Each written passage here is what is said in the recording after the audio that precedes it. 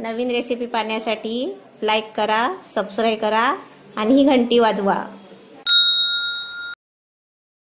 नमस्ते, मैं झटपट सुकटची रेसिपी बनवते आणि आहे ना सुकट म्हणजे बोंबील आहे। जे ताजे बोंबील असतात ना नरम, ते हे सुकवलेले बोंबील आहे। हे उन्हामध्ये सुकवून आहे ना साफ करून मी डब्यात भरून ठेवलेले। हे बघा असे डब्यात भरून ठेवलेले। आता मी त्याचे आहे ना तुम्हाला एक दुधी टाकून अशी एक डिश बनवते। पहिले बोंबील घेतले आणि अर्धा तास मी पाण्यामध्ये ठेवले भिजत। हे बघा त्याचे पाण्यामध्ये भिजायला ठेवलेले, म्हणजे आपल्याला आहे ना आतमधला काटा निघाला ना तर काढायचा, नाही काटा निघाला ना तर असे तुकडे घ्यायचे आणि स्वच्छ धुवून घ्यायचे।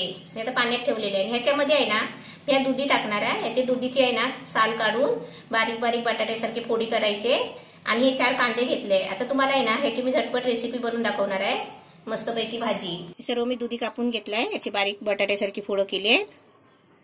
हे कांदे चिरून घेतले, हे मिरची मसाला घेतलाय। हे सुकट आहे ना स्वच्छ पहिलीच धुवायची आणि धुवून आहे ना त्याचे 2 तुकडे झाले तर असे 2 तुकडे करायचे, नाही झाले तर असे बारीक बारीक तुकडे असे कापून घ्यायचे। आणि त्यासाठी आहे ना थोडासा मीठ घेतलाय म्हणजे चवी पुरता। ही अद्रकची पावडर आहे, लसूणची पावडर आणि थोडीशी हळद। हे कसं अर्धा चमचा पाव चमचा आपण घ्यायचा। आणि मच्छी सुकट बनवायची असेल ना तर आपण पहिलं कोकम घ्यायचं।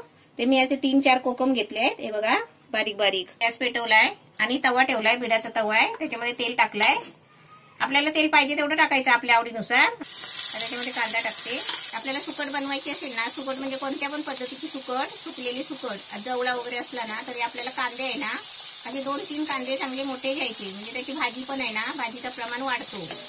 कांदा मस्त तेलामध्ये फ्राय झालाय आणि थोडा कच्चाच आहे, त्याच्यामध्ये आहे ना दुधी टाकते, कारण दुधी पण आहे ना तेलाबरोबर कांद्याबरोबर शिजून येईल।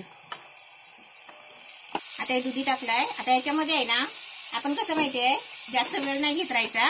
ह्याच्यामध्ये सर्व सामान आहे ना, सर्व साहित्य आपण सगळं एकत्र टाकून घ्यायचं आणि झाकण ठेवायचं।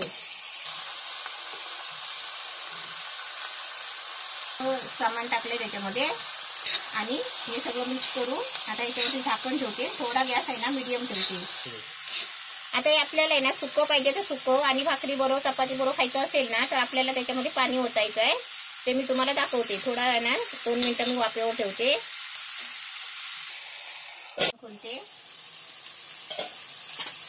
आणि एकदा आहे ना असं ढवळून त्याच्यामध्ये पाणी ओतते।